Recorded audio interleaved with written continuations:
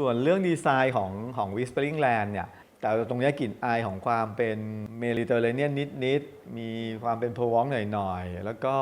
เป็นเรื่องของคอนเซปต์ของการเอาต้นไม้มันออกแบบอยู่ดีจะสังเกตว่าอาคารเราจะมีช่องแสงบนหลังคาหน้าต่างหรือกระจกที่ให้แสงส่องเข้ามาได้เพื่อให้ต้นไม้ที่เราเอามาเซตไว้ในอาคารอยู่ได้จริง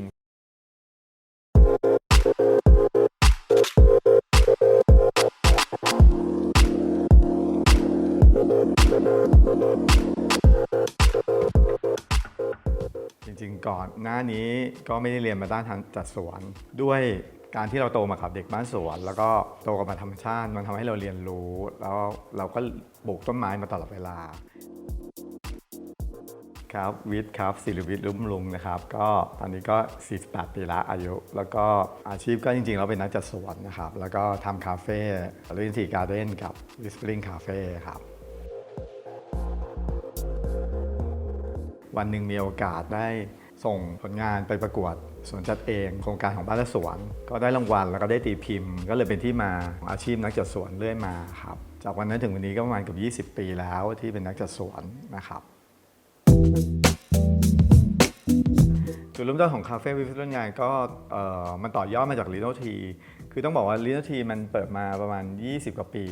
มันเริ่มเต็มไปด้วยผู้คนที่มาเยือนเรามุม private มันจะน้อยลงแล้วไม่เหมือนจุดเริ่มต้นแรกๆที่แบบคนมาแล้วแบบรู้สึกว่ามาเหมือนไม่มาบ้านเพื่อนมาบ้านญาติแล้วก็มานั่งชิลๆเราก็เลยรู้สึกว่าเราต้องทำพื้นที่มารองรับลูกค้าอีกกลุ่มหนึ่งที่ต้องการมาเสพบรรยากาศเสพธรรมชาติแล้วอยู่กับมันแล้วเราก็เลยขยับขยายพื้นที่ตรงนี้ให้ลูกค้าได้มาเยือนมากขึ้นประกอบกับว่าพี่ปิ๋มเนี่ยทำค่ายเด็กกับโรงเรียนอยู่แล้วก็ต้องมีกิจกรรมของเด็กมาเก็บไข่เป็ดเก็บดอกไม้ทำงานศิลปะเก็บ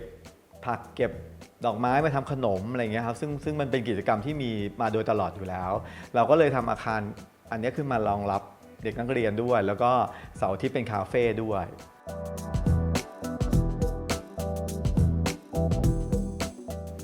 ส่วนเรื่องดีไซน์ของ Whispering Land เนี่ยแต่ตรงนี้กลิ่นอายของความเป็นเมดิเตอร์เรเนียนนิดๆมีความเป็นโพรวองหน่อยๆแล้วก็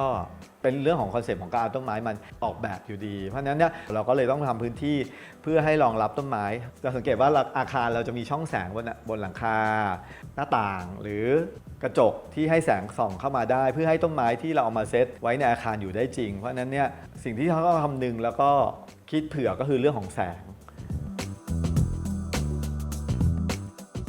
เพราะ Whispering Cafe ตอนนี้20 กว่าไร่โซนหนึ่งเราไว้ปลูกผักเลี้ยงเป็ดเลี้ยงไก่ไว้ทำเวิร์กช็อปให้เด็กๆโซนหนึ่งที่เรานั่งอยู่ตรงนี้ก็คือเป็นโซนคาเฟ่แล้วก็มีเรือนต้นไม้ด้านข้างจริงๆแล้วพื้นที่เราสามารถเดินวนได้รอบทั้ง20 กว่าไร่แล้วก็ด้านหน้าก็จะมีเนอร์เซอรี่ต้นไม้เล็กๆมีต้นมะกอกมีต้นแมกโนเลียมีไม้ที่เรานำเข้ามาแล้วเพาะเลี้ยงในบ้านเราด้วยไว้จำหน่ายแล้วก็มีบ่อเล็กๆเป็นกิจกรรมหนึ่งสำหรับลูกค้าที่มาทานอาหารก็คือพายเรือเล่นถ่ายรูปน้องเป็ดน้องห่านอะไรเงี้ยครับในเรื่องของอนาคตนะครับอาจจะมีที่พักหรือที่เรียนรู้เรื่องเกษตรมากขึ้นอะไรเงี้ยครับก็ค่อยๆพัฒนาไปทีละจุดครับ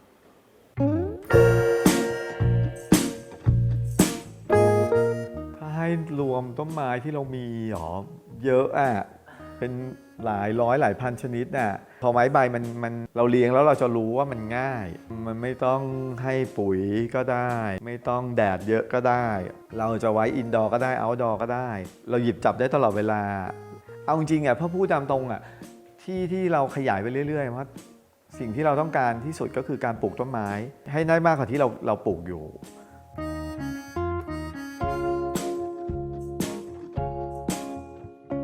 เราเชื่อว่าคือถ้าเรามีตัวตนเรามี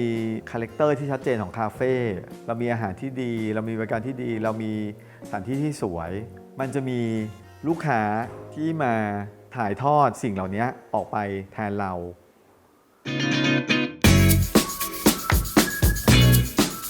คิดว่าบางอย่างถ้าเรามั่นใจว่าเรารักเราพัฒนาแล้วเรามุ่งมั่นเราทำมันอยู่ตลอดเวลาวันหนึ่งยังไงมันก็ต้องประสบความสำเร็จแค่ของพี่เราทำมันด้วยใจจริงๆทำอะไรเราก็ยังปลูกไม่ทิ้งการปลูกต้นไม้แต่วันหนึ่งมันกลับกลายเป็นว่าสิ่งเหล่านี้มันตอบแทนเรากลับมามันเกิดผลแล้วมันเกิดเป็นอาชีพเกิดเป็นธุรกิจที่ต่อยอดมาเรื่อยๆจนทุกวันนี้พี่มองว่าต่อให้พี่ท ธุรกิจที่มันโตกว่านี้พี่ก็ยังคงต้องเอาต้นไม้เข้าไปเกี่ยวข้องเราโตมากับธรรมชาติเราเป็นครอบครัวเกษตรกรเรารักแล้วเราผูกพันแล้วเราคิดว่าทำแล้วมันมีความสุขถ้าสำหรับพี่นะพี่รู้สึกว่าพี่ขาดต้นไม้ไม่ได้เราขาดมันไม่ได้เรารู้สึกว่าเราอยู่กับมันแล้วเรามีพลังเราก็คิดว่าทำมันจนวันตายแหละก็